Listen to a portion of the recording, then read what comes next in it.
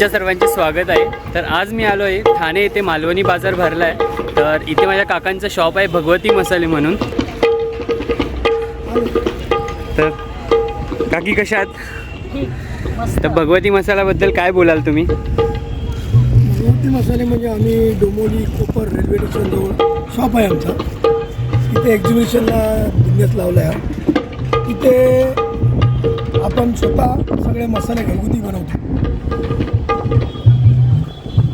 किती वर्ष झाली तुम्हाला? हे 4 वर्ष पूर्ण झाली आहे बिझनेसमध्ये। तुमचा एकदम स्पेशल मसाला कोणता जो जास्त विकला जातो तुमच्या दुकानामध्ये? मालवणी मसाला आणि घाटी मसाला हे 2 मसाले आमचे जास्त विकले जातात।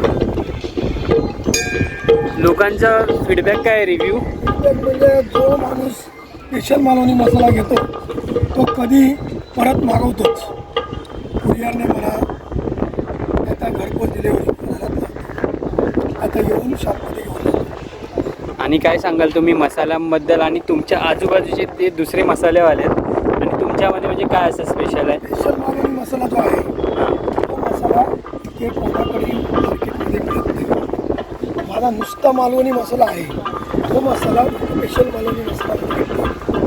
आमचा मसाला जो आहे स्पेशल मालवणी तो डेट काढून मिरची 3 दिवस सुकवून 25 ते 26 गरम मसाले टाकून आणि सगळं गॅसवर भाजून वगैरे म्हणजे त्याला भाजका मसालाही म्हणतात, पद्धतशीर केला जातो। त्याला सुगंधही तेवढाच असतो। चिकन मटनसाठी पण योग्य, सर्व भाज्यांसाठी पण, उसळीसाठी पण योग्य मसाला असा आहे। काकी हे पीठ घरी बनवलेले आहेत?